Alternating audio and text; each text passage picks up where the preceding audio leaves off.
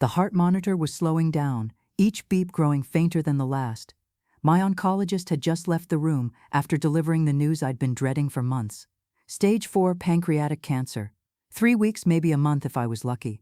But as I lay there in that sterile hospital bed, surrounded by the smell of disinfectant and the sound of machines keeping me alive, I realized that dying wasn't my biggest fear anymore. It was taking this devastating secret to my grave. The fluorescent lights above flickered slightly, casting shadows across the white walls that seemed to be closing in on me. My husband Mark was outside talking to the doctor, probably asking about treatment options that we both knew didn't exist. My son Jake had just stepped out to grab coffee from the vending machine down the hall. For the first time in weeks, I was completely alone with the truth that had been eating me alive for 23 years. But before I share this devastating confession that will destroy everything my family believes about themselves, I really want to know where you're watching me from. Tell me in the comments what city you're from, and if this story touches your heart in any way, please leave a like and subscribe to the channel, because what I'm about to reveal is something that millions of families could be hiding, and you'll want to hear every word. My name is Sarah Mitchell, and I'm 45 years old. 3 months ago, I was a successful marketing executive with a beautiful house in suburban Connecticut, married to my college sweetheart Mark for 25 years. We have one son, Jake, who just turned 23 and graduated from law school with honors. From the outside, we looked like the perfect American family. Mark coaches Little League on weekends, I organized charity fundraisers for the local hospital, and Jake was everything parents dream their child would become: smart, kind, successful, and devoted to his family. But for 23 years, 9 months, and 16 days, I've been carrying a secret that would shatter everything. Every time Jake calls Mark Dad, and I see the pride in my husband's eyes, a piece of my soul dies. Every time Mark brags about Jake's achievements to his friends, talking about how Jake got his intelligence and determination from the Mitchell family genes, I feel like I'm drowning in my own lies. Every family photo on our mantelpiece, every Father's Day card Jake has ever given Mark, every moment of happiness in our home has been built on the most devastating deception a wife and mother could create. The weight of this secret has been crushing me slowly, day by day, year by year. I've watched my husband love a child who isn't biologically his, never knowing the truth. I've watched my son grow up believing he knows where he comes from, never realizing his entire identity is based on a lie. And every night for over 2 decades, I've closed my eyes and seen the faces of the 2 men I love most in this world, knowing that my cowardice was keeping them from the truth they deserved. You see, the night Jake was conceived wasn't a beautiful moment of love between Mark and me. It wasn't the romantic evening we've told Jake about when he's asked about how he came to be. The truth is so much darker, so much more shameful, and so much more devastating than anything my family could ever imagine. It was September 15th. Mark and I had been married for 2 years, and we'd been trying to start a family for over a year with no success. The fertility doctors had run every test imaginable, and everything came back normal for both of us. Keep trying, they said. Sometimes it just takes time.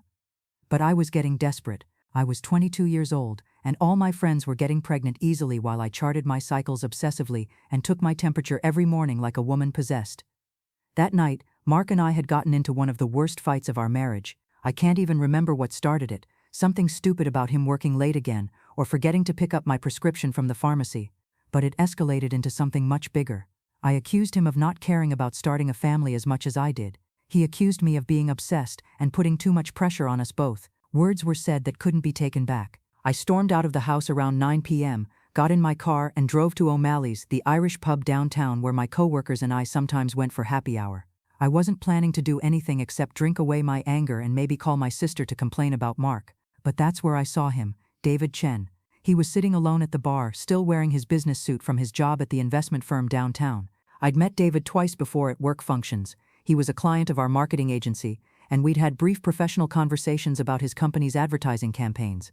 He was intelligent, successful, and undeniably attractive in a way that was completely different from Mark's boyish charm.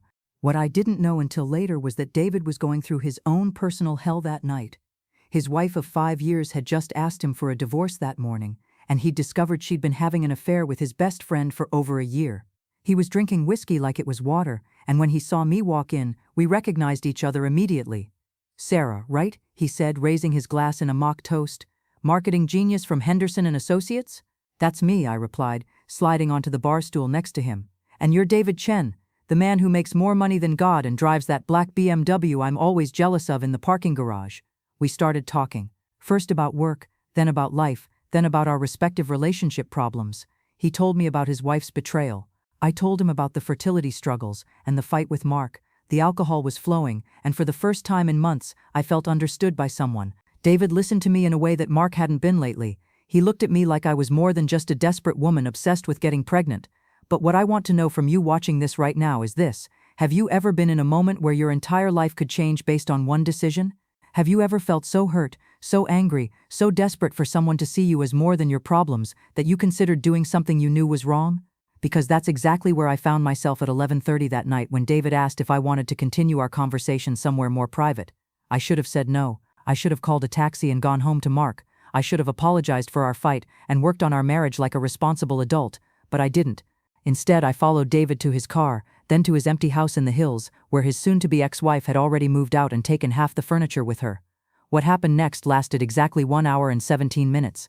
I know because I kept checking the clock on his nightstand, both dreading and savoring every moment. It wasn't love. It wasn't even really attraction. It was pain recognizing pain, loneliness finding temporary relief in another person's body, and two broken people trying to feel human again. When it was over, we both knew immediately that we'd made a terrible mistake. David drove me back to my car in complete silence. We didn't exchange phone numbers. We didn't make plans to see each other again.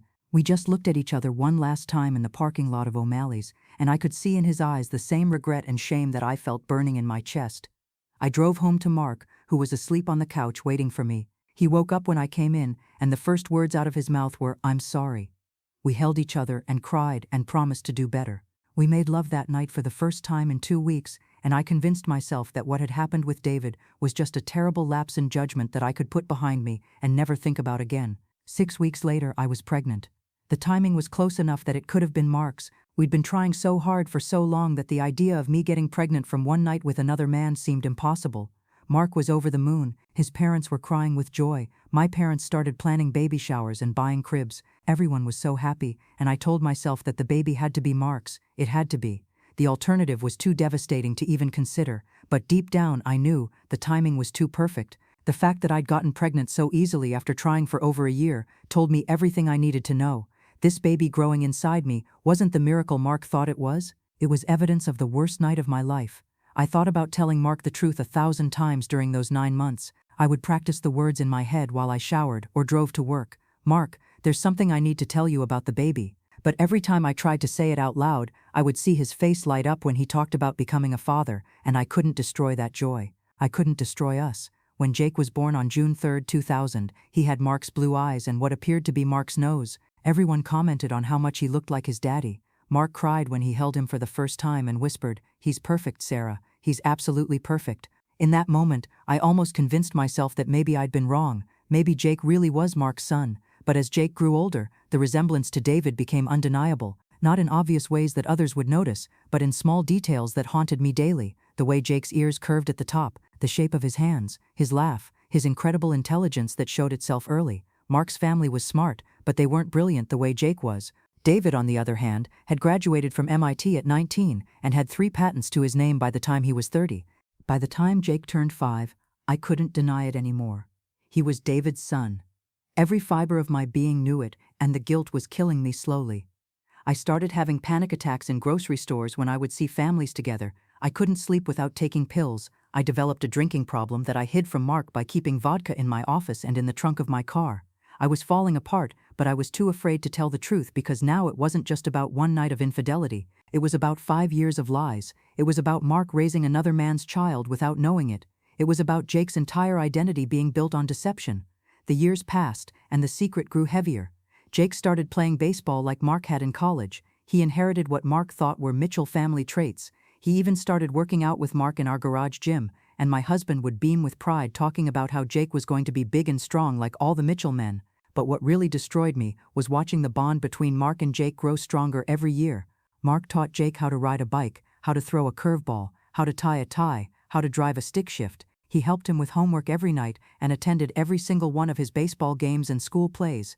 Mark was the father Jake deserved, even though they shared no biological connection. When Jake was 10, Mark's father died, and at the funeral, Jake stood up and talked about how proud he was to be a Mitchell, how he wanted to be just like his dad and his grandfather. The entire family was in tears, including me, but my tears weren't from pride. They were from the crushing weight of knowing that Jake's entire sense of identity was based on my lie.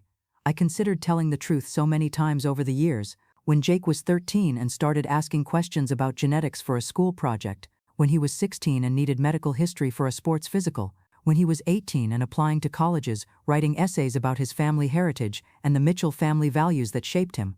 But I was a coward. I told myself I was protecting them, but really I was protecting myself. I was too afraid of losing everything to risk telling the truth, and every year that passed made the secret harder to reveal, because it wasn't just about one night anymore, it was about decades of lies. The real breaking point came 3 years ago when Jake was in his second year of law school. Mark had been having some health issues, and his doctor recommended genetic testing to check for hereditary heart conditions that ran in the Mitchell family.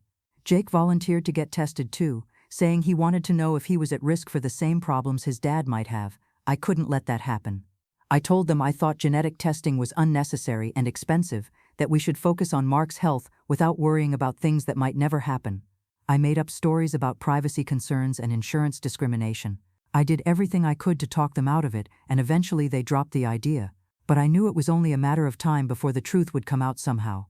Last year, Jake gave Mark one of those Ancestry DNA kits for Father's Day. He was excited about tracing their family history and maybe finding some distant relatives. Mark loved the idea, and they did the tests together, spitting into little tubes and mailing them off like it was some fun family bonding activity. I spent 6 weeks in complete panic waiting for those results. I couldn't eat, couldn't sleep, couldn't function. I made up excuses for why I couldn't do the test with them. I said I was afraid of needles, afraid of finding out bad news, afraid of companies storing my genetic information. But really, I was terrified that somehow the results would reveal the truth I'd been hiding for over 20 years. The results came back showing Mark's ancestry exactly as expected, Irish and German heritage tracing back generations. But here's what saved me. Jake's results were close enough to Mark's that no one questioned anything. The tests aren't precise enough to show that Mark wasn't Jake's father, especially since Jake is half Irish from my side of the family anyway.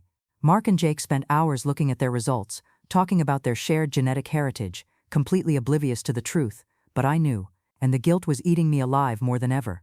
6 months ago, I started feeling tired all the time. Then came the stomach pains, the weight loss, the yellowing of my skin. I ignored the symptoms for weeks, telling myself it was just stress from work and the secret I'd been carrying. But when I finally went to the doctor, the diagnosis was swift and brutal: pancreatic cancer, stage 4, inoperable, terminal. The oncologist explained that I had maybe 6 months to live, probably less.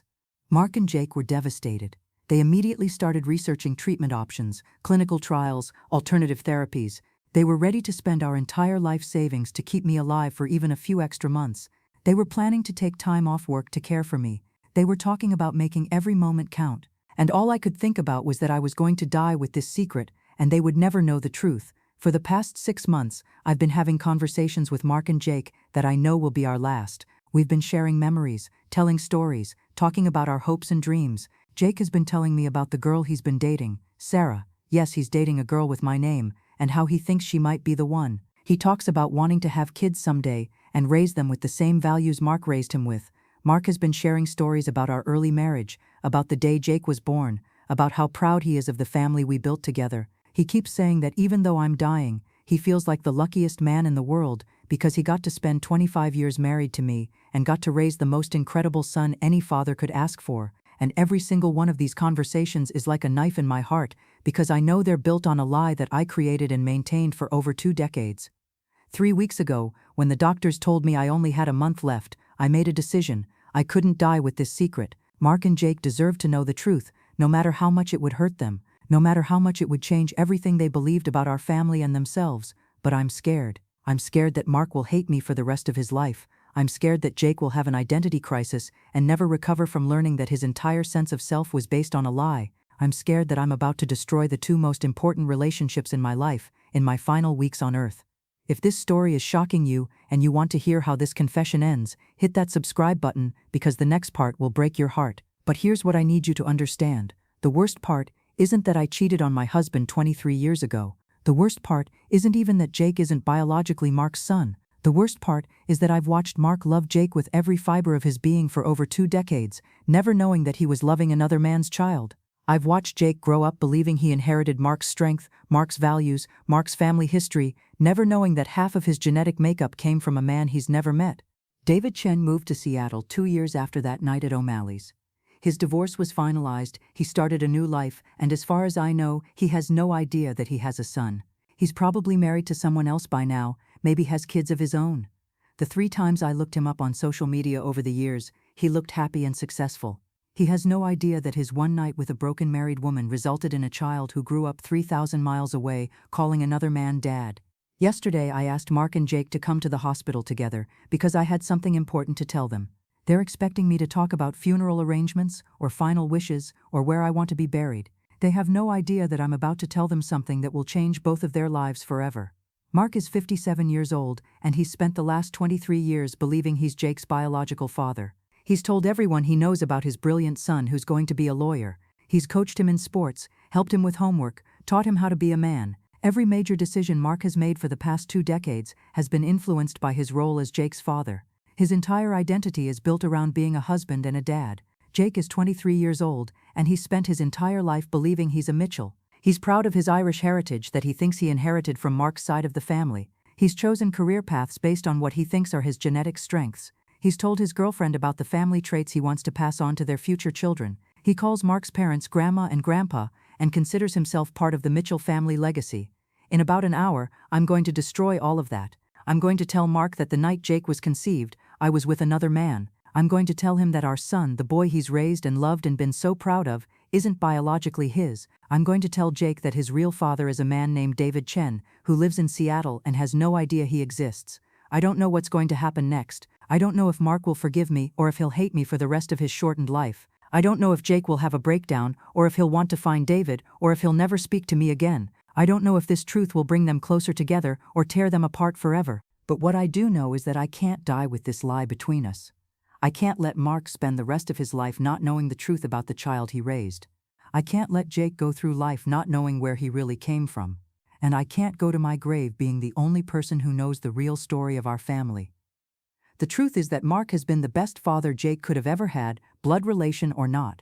The truth is that Jake has grown into an incredible man because of Mark's love and guidance, not because of genetics. The truth is that family isn't just about DNA, it's about the people who choose to love you and raise you and be there for you every single day of your life. But the truth is also that they deserve to know all along, and I was too selfish and too afraid to tell them. I can hear their voices in the hallway now. Mark is talking to a nurse about my pain medication, and Jake is asking questions about visiting hours. In a few minutes they're going to walk through that door expecting to comfort their dying wife and mother, and instead they're going to learn that their entire family history is a lie. I don't know if what I'm about to do is brave or cruel. I don't know if I'm finally doing the right thing, or if I'm just causing unnecessary pain in my final days. All I know is that after 23 years of carrying this secret, I can't take it to my grave. If you've ever had to tell someone a truth that you knew would hurt them, leave a comment and let me know how you found the courage. And if this story has touched your heart, please share it with someone who might need to hear it. Sometimes the hardest thing we can do for the people we love is tell them the truth, even when it's going to break their hearts. They're walking in now. Mark looks tired but hopeful, probably thinking I called them here to talk about positive things, maybe to share some final wisdom or beautiful memories. Jake looks nervous but loving, ready to support his parents through this difficult time. Neither of them has any idea that in the next few minutes, everything they think they know about our family is going to change forever. "Hi, sweetheart," Mark says, kissing my forehead. "You said you had something important to tell us?" Jake sits down in the chair next to my bed and takes my hand. "We're here, Mom. Whatever you need to say, we're ready to listen." I look at these 2 men I love more than life itself, and I take the deepest breath my cancer-riddled lungs can manage. "There's something I should have told you both a long time ago," I begin, my voice already shaking. "Something about the night Jake was conceived." Mark's expression immediately changes from concerned to confused. Jake's grip on my hand tightens. "What do you mean?" Mark asks quietly. And with that question I begin the most difficult conversation of my life, knowing that in the next few minutes I'm going to break the hearts of the 2 people I love most in this world, but also knowing that after 23 years of lies, they finally deserve the truth.